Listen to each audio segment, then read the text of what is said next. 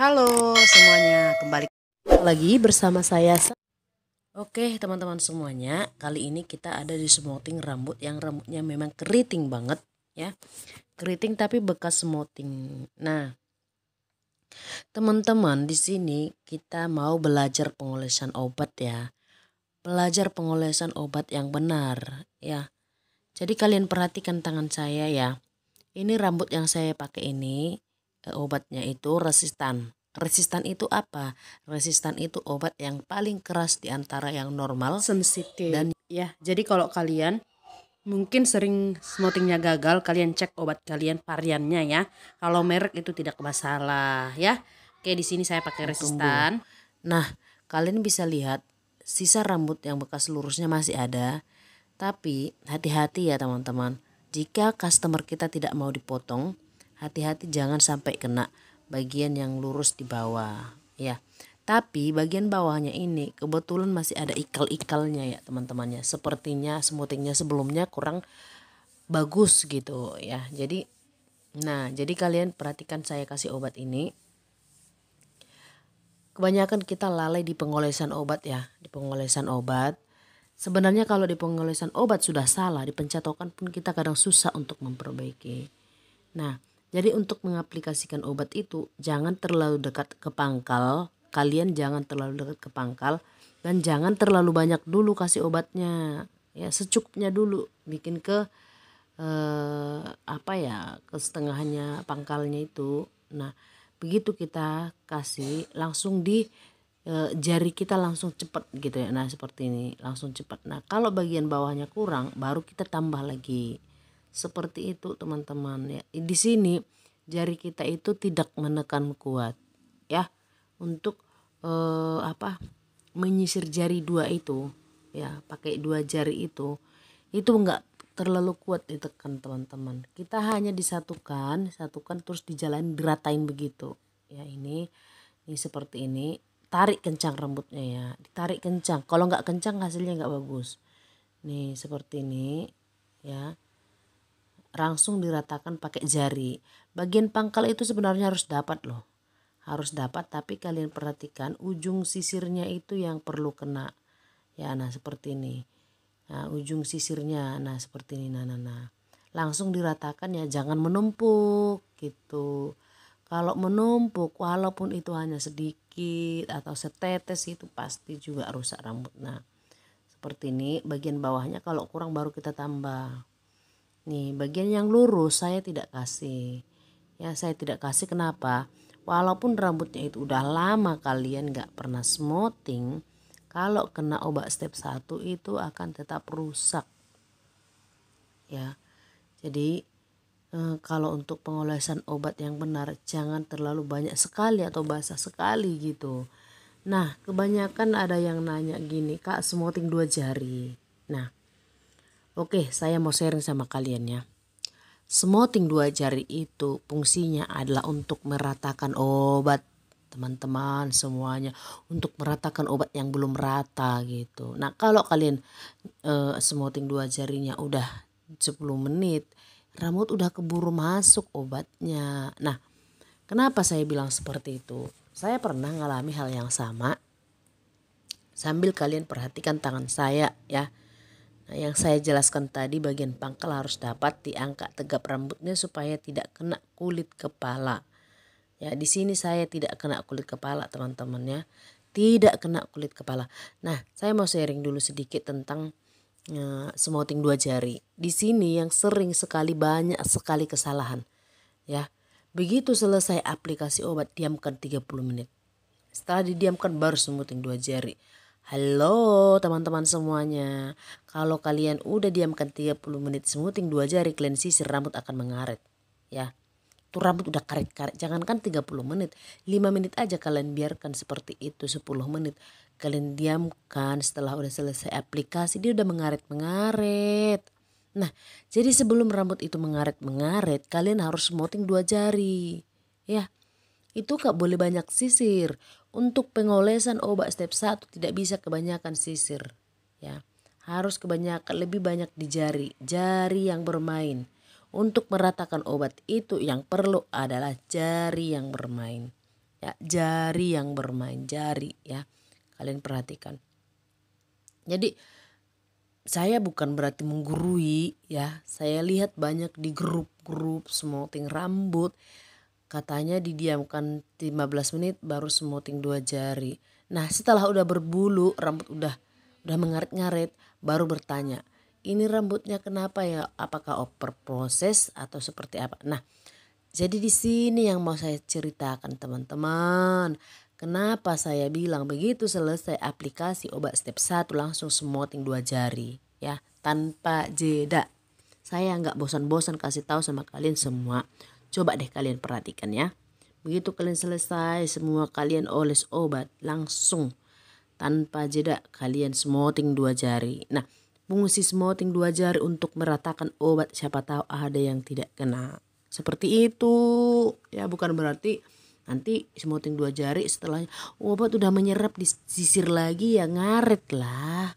Rambut malah berbulu. Begitu kalau kelamaan udah didiamkan 30 menit, didiamkan lagi 30 menit, 1 jam. Akhirnya apa? Setelah udah di smoothing, udah dicuci, rambut malah jadi keriting halus, keriting kecil-kecil. Yang disalahkan obat. Gitu. Jangan kalian salahkan obat. Obat nggak pernah salah. Ya. Obat nggak pernah salah. Kalian perhatikan tangan saya ini. Apakah kalian seperti ini mengoles obat? Hah? Langsung kasih banyak-banyak, bikin jarinya, sisirnya bukan sisir yang bermain. Sisir hanya menempelkan obat, meratakan obat. Yang bikin benar-benar dia kena itu jari ya. Seperti ini coba. Nah, ini saya pakai jari ya. Coba begitu saya masukkan sisir langsung jari yang bermain. Nah, itu teman-teman ya. Nah, sampai di batas yang udah ini. Nah, seperti ini, jari yang bermain untuk meratakan obat ya. Bukan sisir. Kalau sisir nanti kebanyakan nyangkut, kebanyakan ngaret-ngaret. Ya teman-teman, begitulah sampai ke atas. Sampai semuanya. Kalau bagian atas itu kalian angkatlah supaya nggak kena kulit kepala. Kalau kalian bertanya sama saya ya, Kak Sandra kena nggak akarnya, pangkalnya obat itu? Kena. Kalau saya kena, nggak ada saya sisakan itu 1 senti pun tak ada saya sisakan rambut. Kenapa? Karena kalau begitu kita kasih obat, kita sisakan 1 senti. Pencatokan kita sisakan 1 senti. Giliran udah selesai smoothing bagian akar itu kasar-kasar. Dipegang bagaikan jarum. Seperti itu ya teman-teman semuanya. Ya kalian perhatikan dong. Kalau rambut kalian itu udah benar pengolesan obat, kalian raba bagian pangkal. Kalau tidak ada yang serasa keras-keras berarti kalian itu udah benar. Ya. Kalau nggak ada yang keras-kerasnya, itu udah benar. Nah, kalau masih ada yang kasar-kasar bagian pangkal kalian pegang itu rambut akarnya itu. Itu kasar-kasar seperti jarum menjarum-jarumi tangan kita itu. Itulah jangan sisakan 1 senti. Ya, sisakan 1 senti ujung akhirnya pasti pencatokan nggak kena. Dia itulah yang bikin kasar.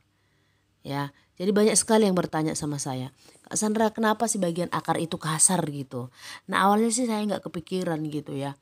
Kenapa gitu ya, kok bagian pangkalnya pernah saya melihat yang seperti itu. Biasanya itu kalau kasar antara kena kulit kepala sama tidak dapat dicatok. Ya, penumpukan obat step 1. Ya, itu kenapa akarnya itu kasar-kasar, bisa nggak dismoothing ulang. Saya bingung untuk menjawab. Kalau udah ada pertanyaan kayak gitu di komen di bawah, Kak Sandra apa akarnya itu kasar-kasar, gimana cara memperbaiki? Saya kira kalau diperbaiki rambut yang lurus nanti yang malah rusak. Jadi saya bingung untuk menjawab karena sangat sulit sekali pertanyaan itu. Jika saya jawab pun belum tentu juga bisa diperbaiki. Nah, jadi di sini saya mau sharing sama kalian supaya tidak kasar-kasar bagian pangkalnya. Kalian angkatlah tegap, kencang, pokoknya kencang, jangan kendor. Pencatokan juga seperti itu. Seperti apa kalian kasih obat, seperti itulah pengolesan. Pencatokan step 1-nya harus sepadan dianya. Nih, jadi di sini yang fungsi meratakan obat itu jari, yang 2 jari. Wah, nih coba kalian perhatikan. Apakah bukan berarti saya pelit ya kasih obat, enggak. Saya pernah kasih obat banyak-banyak. Nah akhirnya rambut berbulu keriting halus. Dan lewat dari 30 menit dia sudah berbulu-bulu, sudah berkembang-kembang. Ya, akhirnya saya kurangi waktunya, saya buat 30 menit dengan pengolesan obat yang sama, akhirnya lebih bagus. Sejak dari situ saya tidak pernah cek-cek lagi elastis, saya tidak pernah lagi cek-cek yang pokoknya menunggu elastis baru disemoting 2 jari tidak pernah lagi saya lakukan. Karena kenapa? Karena kalau udah obatnya menyerap kita sisir pasti ngaret-ngaret ya. Itu dia. Kalau udah kita diamkan 15 menit baru kita sisir lagi. Kalian perhatikanlah rambut itu udah kayak per. Begitu kalian sisir ada yang nyangkut, ada yang aduh nggak tahu lagi. Bahkan jadi nggak bisa disisir 2 jari. Tapi kalau begitu selesai kita kasih obat semuanya. Nah seperti ini kan saya kasih obat sampai ke atas nanti. Langsung saya semoting 2 jari baru saya diamkan 30 menit. Seperti itu teman-teman. Ya angkat dia tegap ke atas. Ini kebetulan nggak kelihatan karena pengambilan kami apanya dari belakang ya. Nah jadi kalau seandainya dari atas itu tegap ya bunda-bunda tegap. Bagian pangkal juga kena ya, bagian pangkal kena. Dan pas dipencatokan juga bagian pangkal kena. Nggak pernah kepanasan Kak Sandra kalau dicatok enggak. Kalau catok kita tegap itu kulit kepala nggak bakal panas ya. Makanya banyak orang bilang kok bisa ya nggak panas, nggak sakit atau nggak bagaimana. Ya kita harus bisa seperti itu ya. Kita harus punya insting. Jadi nggak selamanya proses smoothing itu sama seperti di apa ya di teknik yang di botol obat loh, nggak semuanya sama seperti itu. Nah kalau contohnya Kak Sandra bagian yang lurusnya dikasih apa dong? Nah itu sebenarnya saya nggak pernah kasih apa-apa ya. Tapi kebetulan rambutnya itu ada yang ikal saya lihat nggak selurus rambut yang biasanya. Saya basahkan aja dia sedikit, tapi nggak banyak ya saya basahkan. Pas saya smoothing 2 jari itu saya turunkan obatnya. Itu yang saya buat ya. Itu pun kalau ada yang ikal-ikalnya, kalau dia masih lurus benar-benar lurus saya nggak kasih apa-apa. Nggak dikasih masker, nggak itu memboroskan, hasilnya tetap sama aja. Nggak ada sensitif, obat sensitif dicampur masker. Capek-capekkan diri kita sendiri. Kalau ada yang memang benar-benar kita gampang dan nggak merepotkan, kenapa enggak gitu loh. Kenapa saya bagikan ini sama kalian teman-teman pemula? Karena saya juga pernah mengalami hal yang sama ya. Saya juga dulu pernah begitu dapat rambut yang udah ngaret-ngaret langsung saya cuci. Blank pokoknya kalau untuk smoothing itu kita harus fokus ya, fokus sefokus-fokusnya. Pokoknya kalau untuk smoothing nggak bisa blank. Kalau kita udah blank di awal hasilnya juga akan blank. Iya serius, tapi kalau kita udah dapat tekniknya mau kita blank pun hasil tetap bagus ya. Nah jadi ini untuk kalian semuanya yang biar kalian gak bingung-bingung, kalian kasih obat hanya sebatas tumbuh aja jika rambutnya masih utuh dan bagus. Kecuali hasil rambutnya gak kurang maksimal atau seperti ikal-ikal gitu baru kalian semprot atau kalian cuci dulu. Nah untuk smoothing itu biasanya kalau kalian bingung-bingung untuk tidak merusak rambut, cucilah, kasih kondisi basah. Itu bukan berarti kalau semua rambut kondisi basah enggak gitu. Sebenarnya sih bisa, cuman kalau kalian menggunakan obat yang normal, terus kalian mix sama masker, kalian kasih kondisi basah, nggak bakal bagus deh, serius. Jadi yang gagal itu sebenarnya banyak juga belum kenalin obat ya, belum kenalin obat yang dipakai itu obat yang agak-agak normal atau sensitif, ternyata rambutnya itu keras gitu. Nah dikasih obat sensitif nggak bakal masuk teman-teman. Katanya udah capek-capek nyatok, taunya nggak jadi. Nah jadi di sini makanya saya share sama kalian, kalau kalian udah terlanjur beli obat yang sensitif, udah terlanjur beli obat yang normal, bisa kalian mix sama yang resistan. Perbandingannya bagaimana Kak Sandra? Perbandingannya lebih banyak yang resistan ya. Bagaimana caranya mixnya Kak Sandra? Nah, untuk mixnya itu kalian buat di satu wadah. Kalian ambil yang resistan, ambil yang sensitif. Tapi usahakan yang lebih banyak yang resistan begitu. Jangan yang sensitif. Tetap aja nanti yang nggak mempan. Kalau lebih banyak juga yang normal nggak bagus. Nanti gagal lagi smoothing kalian. Kalian salahkan obat. Banyakkanlah yang resistan. Ya seperti itu ya, supaya rambut kalian diperhatikan. Kalau contohnya kalian menggunakan obat yang sensitif gagal, berarti obatnya kurang keras. Nah, coba kalian lagi pakai yang normal. Kalau tetap juga nggak bisa, berarti kurang keras. Kalau kalian pakai yang resisten tetap gagal, berarti di teknik gitu ya. Gitu teman-teman semuanya. Kalian jangan pusing-pusing. Aduh gimana dong, aku pakai obat yang mana dong, rambutnya ini seperti apa dong, biar bisa lurus kayak mana dong. Ya, saya juga pernah mengalami yang sama. Makanya di sini saya mau share sama kalian semua. Di sini bukan berarti saya mencari keuntungan untuk supaya saya dapat uang banyak, saya bagi share-share, enggak gitu loh. Karena saya sangat-sangat terbeban sekali untuk smoothing rambut, di mana banyak sekali orang gagal di smoothing rambut. Yang pemula, yang udah lama, semua sama. Ya, enggak ada karena pemula gagal, enggak. Yang lama-lama pun sering juga gagal. Saya aja mau gagal. Nah, tapi di sini saya share sama kalian, kalau kalian gagal, kalian selidiki salahnya di mana. Harus diselidiki teman-teman ya, harus diselidiki salahnya di mana supaya kita memperbaikinya tidak kelamaan lagi. Kalau contohnya kita menggunakan obat yang normal gagal, gantilah dengan resistan. Kalau kalian mencatoknya menggunakan panasnya 180 tapi udah menggunakan yang resistan tapi menggunakan suhu catok 180 atau 200 gagal, berarti kalian harus menggunakan catok yang lebih panas lagi gitu. Jadi itu harus diperhatikan teman-teman ya.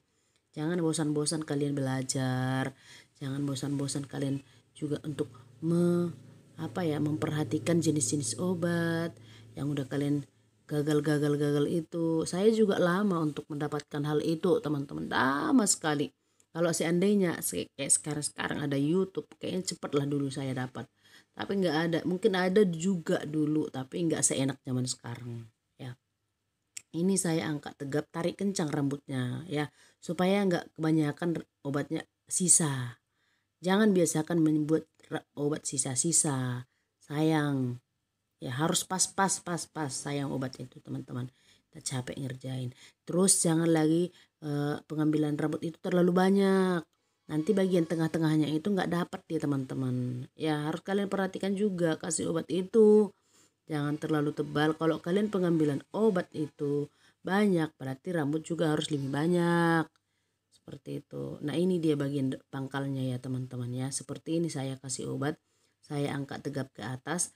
Saya ratakan pakai jari. Ya bukan pakai sisir. Saya hanya kasih sisir itu untuk merapikan aja. Supaya nanti pas sisirnya itu turun ke bawah, dia gampang dijalankan. Ya seperti itu teman-teman. Seperti ini nih.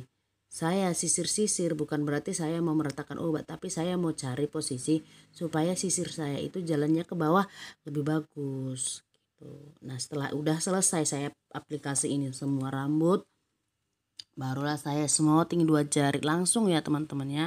Kalian perhatikan langsung, nggak saya tunggu 10 menit, nggak saya tunggu 5 menit.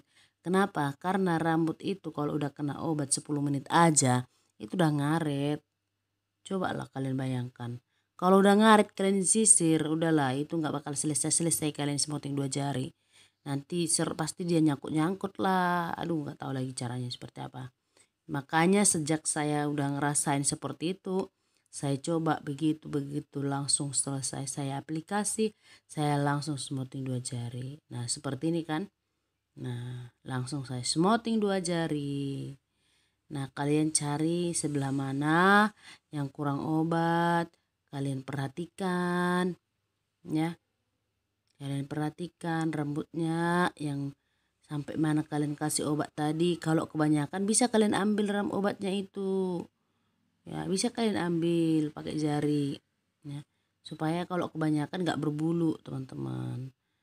Ini sekitar pangkalnya ada sedikit yang kurang ya.